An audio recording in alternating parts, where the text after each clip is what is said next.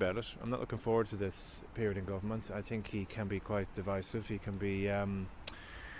can be somebody who's not a unifier, and I've also felt from his previous time as Taoiseach, he was more interested sometimes in the point scoring and in electioneering for Fine Gael than he was in governing. And we've had a period of governance. We've had 2.5 years of a government trying to deal with problems, deal with the Ukrainian crisis, trying to deal with the pandemic, obviously, which was the main issue since the last general election. And I think they've had a level of success. Obviously, they've had major failures, and housing will be the obvious one. But now I feel we're going from a period of governance into a period of electioneering. Leo Varadkar has proven himself not to be able to help himself. And Fine Gael as a party, unfortunately, have this dynamic about them that they can't help themselves either. They will feel they're back in the top dog position. And from here on in, it's looking forward to a general election. And that is Leo's biggest failure to this point has been his electoral record. And so next bit is not about governing, it's about electioneering.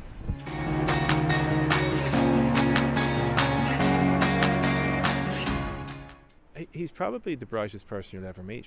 He's probably the most intellectually capable of any Oireachtas member. He has an absolute command of any group brief that he enters.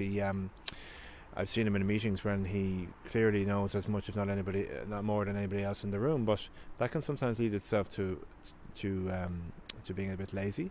And I cannot think of any major successes from any of his portfolios in government. He was sometimes more interested in making comments about the overall state of the country than he was necessarily about his own brief. And sometimes the successes that he points to aren't really his. There are other people's successes, and maybe he was around at the time. I was fascinated to hear Richard Bruton give him credit for the 8th Amendment today, which was remarkable, seeing as he was against it and spoke against repealing the 8th Amendment or any liberalisation of abortion laws in a previous guise. So has he changed? I don't know. He certainly needs to change, and he has to realise that it's not good enough just to criticise opposition when it comes to governing the country. What you have to do is deliver for people, and I can't think of any real success he's had in any of his ministries. But he's now the Taoiseach again. He has to deliver, and the major issue is housing, and criticising Sinn Féin or the opposition is not going to build a single house or not going to get anybody housed, and he has to realise that.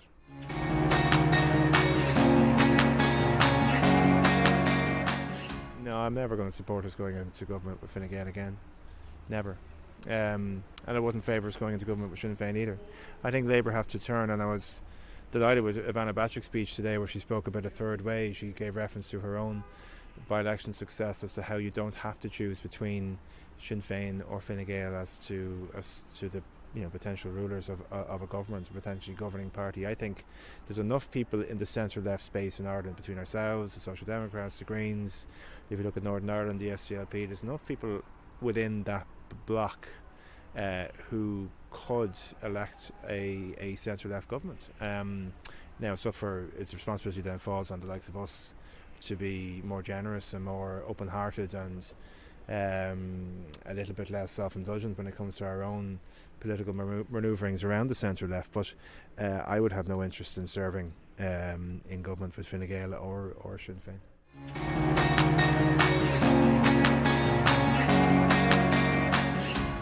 The conversation in Ireland has turned between those two power blocks.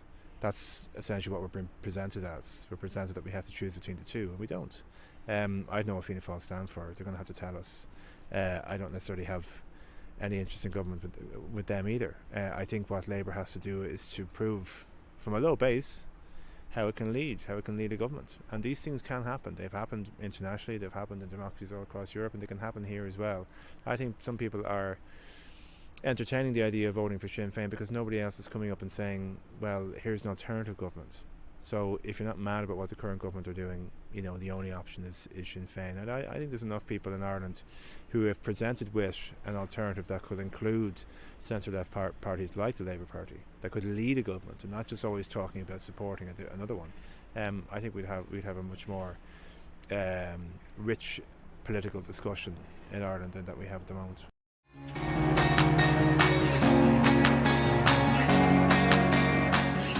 I think there is space now for a centre-left movement in Ireland that would be reflective of the kind of Ireland that we want. And what kind of Ireland do we want? We want a 32-county Ireland, which is not flag-waving, which is not divisive, which is one that embraces civil rights, that embraces diversity, that is European in its outlook, and is, believes in the state and the power of the state and believes in social justice.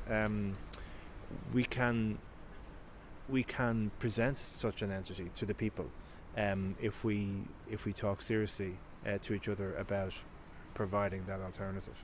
And there's plenty of good people in all those entities who I think are interested in taking the responsibility of government.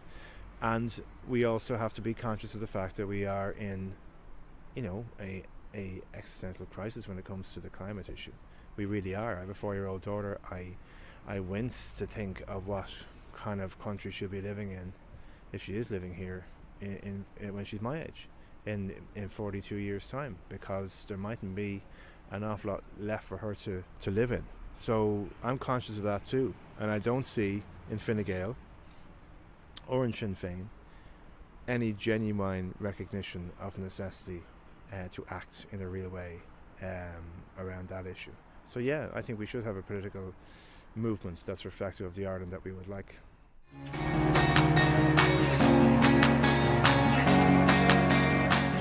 mean, if we hadn't gone in, we'd probably be the biggest party in the state now. But that's fine.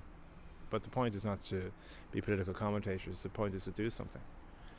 That's the point of politics, is actually to try and get into government and to effect change. It is easy being in opposition. It's actually the easiest job I've ever had. It's the easiest role I've ever had. You don't have to deal with civil servants. You don't have to take responsibility for what you say. You don't have to provide leadership in certain circumstances. You don't have to take on the responsibility of things that aren't in the public eye. It is the easiest role in the Oireachtas of being a member of opposition. But it doesn't get me excited. It isn't the reason why I joined the Labour Party, and isn't the reason why I'm in politics. I'm in politics to effect change, and you can effect some change from opposition, but you effect change from opposition by asking people in power to do something about it. I don't believe that the Labour Party shouldn't be in power.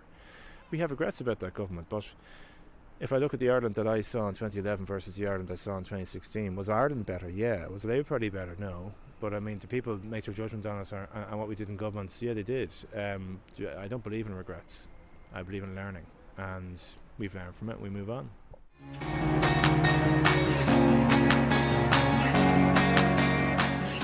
Well, look, the crisis at the moment is based around housing, so we would like, a rent freeze, but there's so much I would do in the drug space, there's so much I would do in the education space, that I can't whittle it down to one thing. What do people want in Ireland today? What they want a whole suite of announcements around housing that would ensure you don't have 3 generations of a family living in the one house. But I'm excited about 2023. There's a potential for a referendum on women's rights. There's a potential for a referendum on housing. There's a potential for a referendum on water. There's a potential for a citizens' assembly on drugs. We're 25 years since the Good Friday Agreement. There's potential for new conversations around where the North is going and the re-establishment of the executive. We have a Women's World Cup to look forward to. That brings in the whole conversation about sport, about women in sport, about children, about empowerment of children. There's a lot happening next year. Next year is a year to be excited by. But you would like to be in government in order to effect some of that change. That's what the Labour Party is supposed to do. It's supposed to go into government and do things.